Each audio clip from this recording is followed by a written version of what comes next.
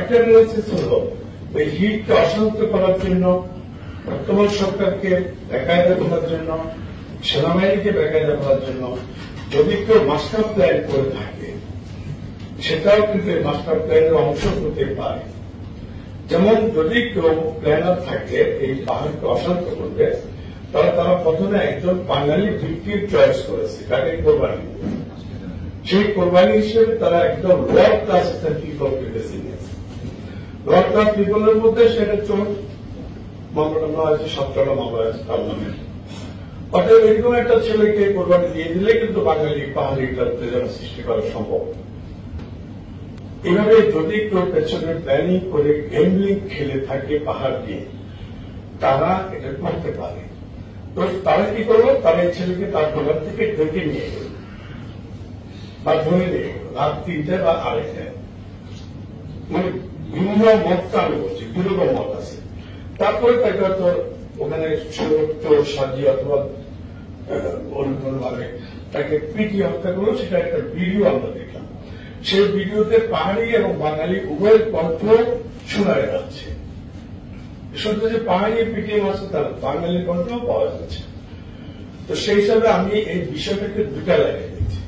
সেই দুটো লাইনকে বিবেচনা না করে, ঘটনার গভীরতা না গিয়ে আমাদের একটা ভুল হচ্ছে যে আমরা প্রথমত আমাদের মতো আমি সমস্ত মানুষের বা আমাদের সম্প্রদায়ের কথা বলছি, যারা এটা নিয়ে মিছিল করেছে, স্টার্টিং মিছিল, তারা আরেকটু উচিত ছিল, আইনের কাছে যাওয়া উচিত ছিল। নাকি তারা মিছিলটা করেছে, মিছিলটা করে তারা ভুল করবে। মিছিলটা করে তারা আবার কিন্তু যে গ্রামবাসী মিছিল করেছে, ওই গ্রামবাসী ব্যাক করলো, এটা হচ্ছে রিপিট হচ্ছে কথাটা, ওই মিছিল থেকে একটা ছোট্ট একটা অংশ কিন্তু মধুপুরের দিকে চলে গেল। মধুপুরে পাহাড়ি বসবাস করে, সেখানে একটা উত্তেজনা। তাহলে আমি ওটাকে প্ল্যানের অংশ করছি। মধুপুরে কেন গেল, মূল মুক্ত শালবাগানে ঢুকে গেল। আরেকটা মানে 30-40 জন একটা গ্রুপ কেন বিচ্ছিন্ন হয়ে চলে গেল মধুপুরে। আমরা সবাই জানি সেখানে মধুপুরে সংস্কার এবং গণতন্ত্র বসবাস করে। তো সংস্কার এবং গণতন্ত্র তাদের আত্মরক্ষার্থে হোক, যে কোনো কারণে তারা ওপেন ফায়ার করেছে অনেক বড়।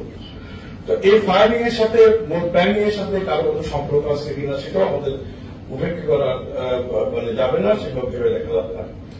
তারপরে দিনবেলা যখন মিছিলটা বের করে, সেখানে আমাদের একটা ভুল হয়েছে। মিছিলটা কারা বের করলো সেটা আমাদের ফাইন্ড আউট করা দরকার। এই মিছিলে কিন্তু আমাদের মূল মানে দ্বিতীয় মিছিলটা কিন্তু আমাদের কাছে এই জায়গায় নিয়ে এসছে, রাঙামাটিতে নিয়ে গেছে, ন্যাশনালি নিয়ে গেছে, ইন্টারন্যাশনালি আজকে আমাদের কষ্টের সম্মুখীন করতে হবে। এখানে আমার মনে হচ্ছে যে রিয়েলি হয়তো চোরকে মারতে গিয়ে উত্তেজনা বাঙালি পাহাড়িতে চলে গেছে। আইদার এটা মাস্টার প্ল্যানার যদি কেউ থাকে, জিও পলিটিক্স থাকে, অথবা লোকাল ন্যাশনাল পলিটিক্স থাকে, এই পাহাড়কে নিয়ে আসতো। আমরা তো প্রায় 50 কাছাকাছি আসছে আমাদের এখানে আছে। তো এতদিন এখানে থাকতে হচ্ছে আমাদের নিয়ে সেনাবাহিনী, এবং সেনাবাহিনী না থাকলে আমি বিভিন্ন জায়গায় বলি ডিসি সাহেব তার চেম্বারে বসতে পারবে না, ডিসি সাহেবকে তুলে নিয়ে যাবে। এসপি সাহেবকে আমি ওই দিন প্রথম ইন্ট্রোডিউস দিতে বলছি, আপনি এসপি সাহেব কিন্তু এখানে বসে কাজ করতে পারবে না যদি সেনাবাহিনী না থাকে, আপনাকে নিয়ে যাবে। সেনাবাহিনী যদি কোনো কাজ নাও করে, অবস্থান করছে আছে, এইটুকু জেনেই আপনি কিন্তু নিরাপদে অফিস করতে পারবেন। ওদের ডিসি রাস্তা কাউকে আমি বলেছি, এই দুজন একজনকে বলেছিলাম। তো যাই হোক, আমার কাছে মনে হচ্ছে এই ঘটনাটা যখন ঘটে গেল, মাঝখানে ঢুকে গেল সদ্য মানে পতিত ফ্যাসিস্ট স্বৈরাচার, যে সংসদ সহ পালিয়ে গেছে, তাদের পেতার কেউ এখনো কিন্তু যায়নি। সেটা আপনি ডিস্ট্রিক্টে বলেন, থানায় বলেন, সচিবালয় বলেন, সব মাথাগুলো কিন্তু এই প্রশাসনের জায়গায় বসে আছে। আর তাদের যে ক্যাডার, তাদের যে সমর্থক, তারাও কিন্তু এই শহরের আশপাশে অবস্থান করছে।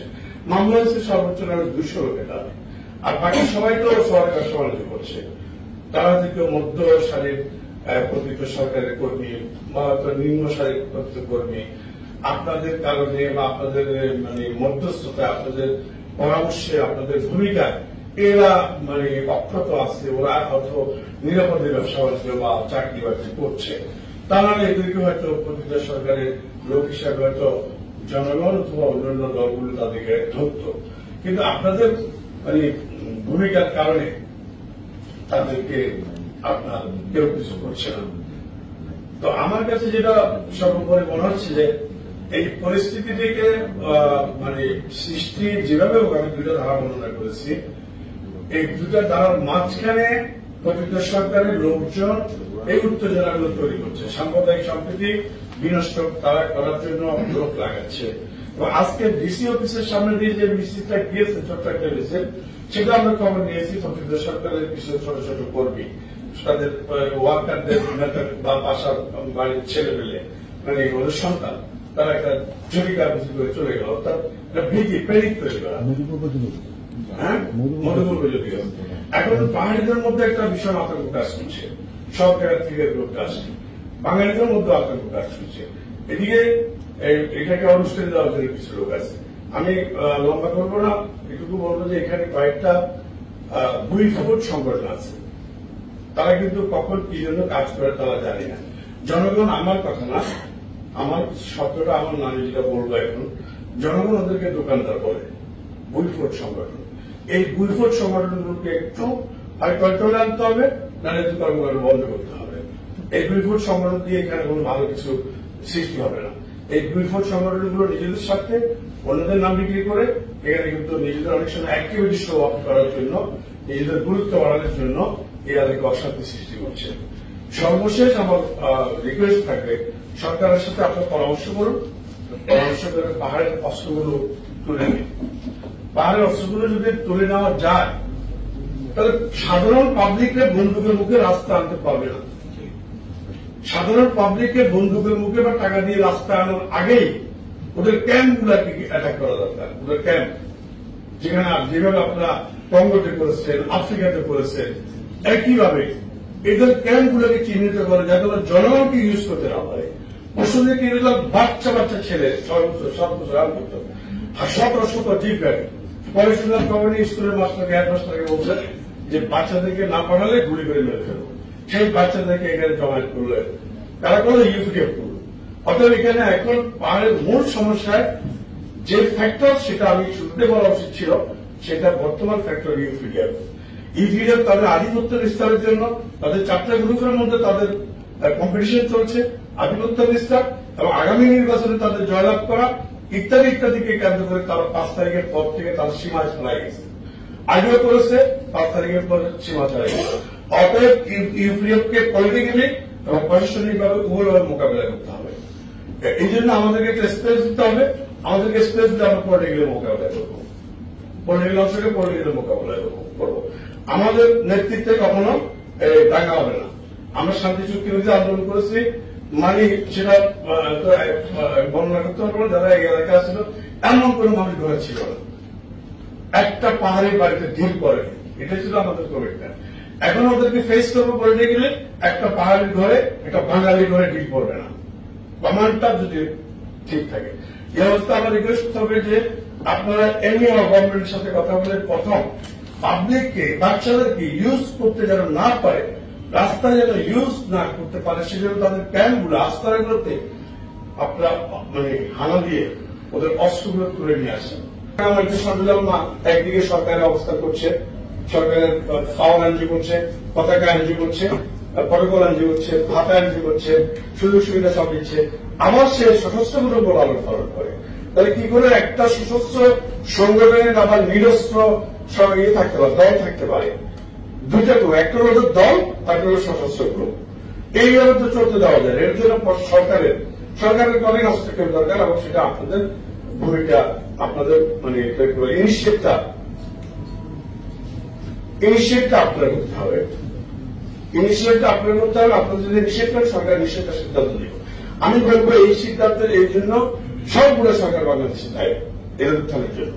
আমি বিএনপি করে বিএনপি সরকার দায়ী, আওয়ামী লীগ সরকার মর দেয়, কারণ এই 4টি সংগঠনের জন্ম হয়েছে আওয়ামী লীগ সরকারের সময়। বিএনপি সরকারের সময় একটি সশস্ত্র সংগঠনের জন্ম হয়নি। এরশাদ সরকারও দায়ী। এই সবগুলো সরকারই কিন্তু এই পাহাড়কে অশান্ত করার জন্য, এই পরিস্থিতি সৃষ্টি করার জন্য করেছে। অতএব ইউপিডিএফকে মানে যে কোনোভাবে এখন আমার সামনের বড় শত্রু ইউপিডিএফ, আমার বলতে আমাদের বাঙালি এবং পাহাড়ি উভয়। পাহাড়ের কথা হচ্ছে আমরা নিরস্ত্র পাহাড়িদের সাথে বসবাস করতে চাই, থাকতে চাই। অতএব ইউপিডিএফকে আগে করবেন আমরা। ধন্যবাদ। আর শাপলা চত্বর এটা আমিও ফিল করি। শাপলা চত্বর এখন যেরকম হচ্ছে এগুলো একটা ডিভাইস করতে হবে যে এখানে হলো যে দলই এখানে কোনো মিটিং করতে হয় এটা অনুমতি নিতে হবে। অ্যাটলিস্ট যে অনুমতিটা নিলে আমরা জানবো যে কে এটার মধ্যে হলো লিডার। কোনো যদি সমস্যা ক্রিয়েট হয় আমরা যেন একজনকে পাই যে এ হলো লিডার এই নিয়ে গিয়েছিল, তাই হলো আমাদের এখানে সমস্যা অনেক কম হবে। তো আমার মনে হয় এটা একটা রিকোয়েস্ট করে লোকজনকে জানাই দেন অনুমতি ছাড়া হলো এই শাপলা চত্বর কিংবা খাগড়াছড়ি আমরা কোন রকম সভা সমাবেশ এগুলো করতে দেবো না। তো এটা আমার বক্তব্য এবং এটা যে ভিকটিম তার ওয়াইফ আমরা মামলা নিয়েছি, সেখানে 3 জন আসামি এবং তারপর 12 জন পক্ষ 10 বছর করা হয়েছে। আমরা সঙ্গে সঙ্গে মামলা নিয়ে এনেছি। আর এই ঘটনার পরে আমি এবং জেলা অফিসার মহোদয় আমরা সম্প্রতি মিটিং করেছি। তারপর আমরা এক জায়গায় গেছি ভিক্টিমের পাশে গিয়েছি, সেখানে তাদের সান্ত্বনা দেওয়ার চেষ্টা করছি। জেলা প্রশাসক মহোদয় সেখানে তাদের আর্থিক অনুদান দেওয়ার ঘোষণা দিয়েছেন। পরবর্তীতে সন্ধ্যা 7টায় পরবর্তী মিটিং এর সিদ্ধান্ত হয়েছে যে জয়েন্ট পেট্রোল হবে, সেটা আমরা করেছি। এরপরে আমরা যেটা সংক্ষেপে সেটা হচ্ছে যে এখানে দেখছি যে হঠাৎ করে এই যে সামনে একটা প্রোগ্রাম দেওয়া হচ্ছে, ফেসবুকে ডিক্লারেটিভ প্রোগ্রাম হয়ে যাচ্ছে, কোনো পারমিশন লাগছে না, কোনো কিছু না। এবং এখানে দেখছি যে যারা আসতেছেন তাদের বডি ল্যাঙ্গুয়েজ আমার কাছে তোমার ভালো মনে হচ্ছে না, পাশাপাশি তাদের বক্তব্য মনে হচ্ছে উস্কানিমূলক। এবং আমি দেখি যে সাপলা চত্বরকে দিকে হওয়ার কথা, কিন্তু তারা কেমন একটু দাম দেয় নাকি যে সামনে পিছিয়ে একটা উত্তেজনা করার চেষ্টা করছে। তো এই বিষয়গুলো আমাদেরকে ভাবতে হবে, এটা যেন না হয়। এবং এখানে এই